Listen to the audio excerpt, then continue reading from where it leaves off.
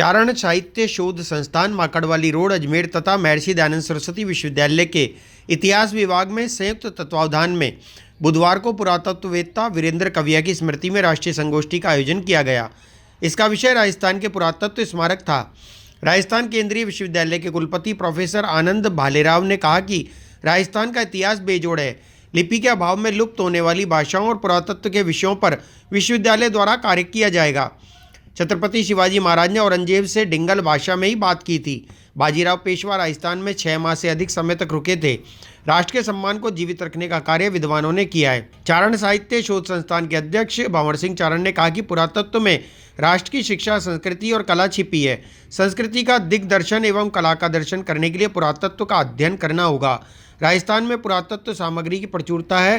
राम सेतु 10 लाख वर्ष पुराना है। ऐसे में भारतीय संस्कृति को सिंधु घाटी सभ्यता के 3200 वर्ष पुराना बताना किसी कमी को इंगित करता है। राजस्थान धरोहर संरक्षण एवं प्रोन्नति प्राधिकरण के अध्यक्ष ओंकार सिंह लखावत ने कहा कि भारत की संस्कृति अति प्राचीन है। दुर्भाग्य से भारतीय ज्ञान शिक्षा का विषय आज़ादी के बाद नहीं बना। पूर्वजों के ज्ञान तक्षशिला, नालंदा, मोहनजोदड़ो की चर्चा नहीं की गई। परवर्ती शासकों के लिखे को आधार बनाकर इतिहास पढ़ाया गया। जड़ों की पहचान वर्तमान पीढ़ी को करानी होगी। पुरातत्वविद वीरेंद्र कविया ने पुरातत्व पर महत्वपूर्ण कार्य किया था। पुरातत्व स्मारक गौरव का भान कराते हैं। सूर्यमल्ल मिश्रण, बांकीदास एवं श्यामल दास पर ऐतिहासिक दृष्टि से अध्ययन होना चाहिए। पद्मश्री चंद्रप्रकाश देवल ने कहा कि पुरातत्ववेत्ता वीरेंद्र कविया की स्मृति को स्थायी करने के लिए यह रचनात्मक कार्य मील का पत्थर साबित होगा। आज़ादी के बाद हमारे पास पढ़ाने की दृष्टि का अभाव रहा।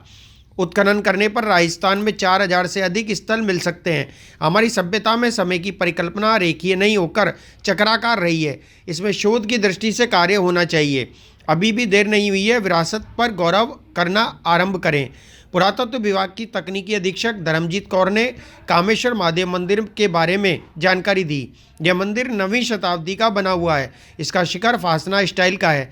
ऐसा स्टाइल इसके अलावा भवाल माता मंदिर में है। कामेश्वर मंदिर का शिखर मूल स्वरूप में आज भी विद्यमान है। भद्रक प्राकर के खंभे हैं। वितान में नृत्यरत शिव प्रतिमा है। रंगमंडप का प्रारंभ भी इसी मंदिर में हुआ था। पंचायत मंदिर में वराह मूर्ति स्थापित है। यहाँ आहुआ का धरना हुआ था। इस सत्याग्रह में 185 खापों के प्राणोत्सर्ग हुए। उन्होंने कहा कि विग्रह राज चौहान का कार्यकाल महत्वपूर्ण रहा। उन्होंने अजमेर का साम्राज्य दिल्ली तक फैलाया था। चौहान काल में जैन तथा हिंदू स्वरूपों में देवी स्वरूपों की प्रतिमा बनी थी। अंग्रेजों के काल में 2.5 दिन का झोंपड़ा का उत्खनन करवाया गया था। यहाँ 306 प्रतिमाएं तथा 2 शिलालेख मिले। शिलालेख हरिकेली नाटक तथा ललित विग्रहराज पर आधारित थे। प्रतिमाएं दर्शाती हैं कि यहाँ विश्वविद्यालय के साथ साथ कई मंदिर भी थे। बाद में अजमेर राजकीय संग्रहालय में आए। आप में से अनेक लोग ये कह सकते हैं कि ऐसा विषय क्यों चुना। आजकल सामान्यतः जो गोष्ठी के विषय होते हैं हल्के फुल्के होते हैं, मनोरंजन से युक्त होते हैं,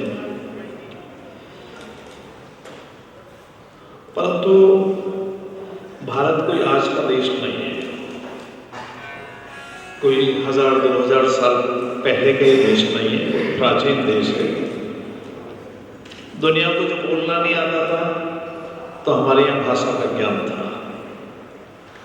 लोगों को रहने के लिए जब मकान नहीं थे और पत्तों से अपने तन को ढका करते थे, उसमें हमारे सिंधु घाटी की सभ्यता हमारे पास में थी। दुर्भाग्य ये रहा कि हमारा जो ये ज्ञान था इस शिक्षा का विषय नहीं बना। होना ये चाहिए था कि आज़ादी के बाद हमारी पीढ़ी को हम ये बताते कि हमारे पुरखे कैसे थे, हमारे पास में शिक्षा के क्षेत्र में हमारे पास क्या था, विज्ञान की दृष्टि से क्या था, ज्ञान की दृष्टि से हमारे पास क्या था। आज नालंदा विश्वविद्यालय की चर्चा नहीं करते हैं, तक्षशिला की बात नहीं करते, मोहनजोदड़ो की बात नहीं करते, क्योंकि जब उनकी हम बात करते हैं तो अनेक वर्षों तक जब हम बाहर परकीय शासकों के अधीन रहे तो कहने की स्थिति में हमारे ज़्यादातर लोग वही लिखते रहे जो सत्ता में बैठे हुए लोगों की इच्छा होती थी, चाहे अंग्रेज हो चाहे उसके पहले के शासक रहे। मैं आप लोगों के मध्य बहुत थोड़ी जैसे मध्यांतर होता है, बस उतने समय के लिए आया हूँ, ताकि क्योंकि रखाव साहब ने अभी जो एक विषय छेड़ दिया तो उसी विषय के ऊपर मैं कुछ बातें आपकी साक्षी में प्रोफेसर भालेराव साहब को कहना चाहता हूँ, वरना मुझे अपनी कोई और विशेष बात नहीं कहनी। सबसे पहले तो मैं लताल जी को और मिसेस कविया और कविया परिवार को इस बात के लिए धन्यवाद देता हूँ कि उन्होंने अपने दिवंगत पति की स्मृति को स्थायी बनाने के लिए एक रचनात्मक काम किया। लोग क्या करते हैं, एक वो बना देते हैं, छतरी बना देंगे, प्याऊ बिठा देंगे या और कुछ अन्य इस तरह के काम सामान्यतः होते हैं।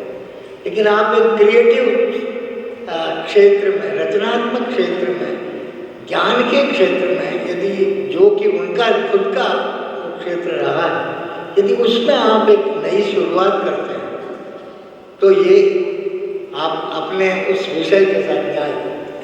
ऐसे और भी कई लोग हो सकते हैं जो इस तरह की व्याख्यानमाला हमारे साथ मिल करके शुरू कर सकते हैं। जिन्होंने भी ये इसकी रचना की है वो सब धन्यवाद के पात्र हैं और मैं उम्मीद करता हूँ कि आगे भी हम लोग इस तरह से कुछ करेंगे। मित्रों, कुल मिलाकर बात यह है कि ये राजस्थान ऐसा है। अभी आपने जो भी रिसर्च पेपर पढ़े सुने वो क्या थे कि सारे के सारे मंदिरों पर ही आधारित थे, क्योंकि विषय ही ऐसा दिया गया था। और ये इतना बड़ा विषय है कि इसको न तो एक संगोष्ठी में खत्म किया जा सकता है और न बल्कि एक साल तक अगर हम अगर लगातार संगोष्ठी करते रहें तब भी हम इसको पूरा नहीं कर सकते। सपना, उस सपना को, उस सपने को साकार करना, उसको बड़ा करना, अगर ये किसी ने काम किया है तो बाजीराव पेशवा ने किया है। और ये बाजीराव पेशवा राजस्थान में 6 महीने से ज़्यादा रुके थे। वो जोधपुर गए थे, उदयपुर गए थे, जयपुर गए थे, हर क्षेत्र में वो रहे हैं।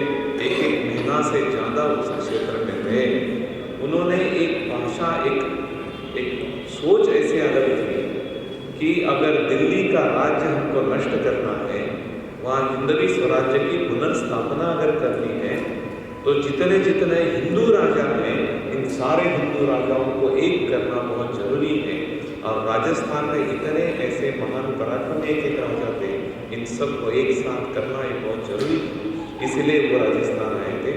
ये राजस्थान और महाराष्ट्र के संबंध की मैं बात कर रहा था।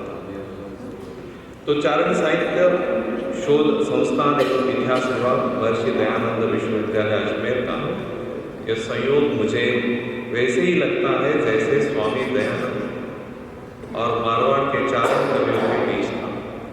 स्वामी दयानंद के कारण ही चारणों का पुनर्जागरण हो सका। स्वामी दयानंद ने सनातनियों को भी एकजुट करने का काम किया। स्वामी दयानंद ने सत्यार्थ प्रकाश लिखा तो कृष्ण सिंह बारहट ने सच्चा इतिहास लिखा। इतिहास में 1857 की क्रांति को जब याद किया जाता है, लेकिन राजस्थान में अंग्रेजों के खिलाफ 1804 में चारण कवियों ने बिगुल बजाया।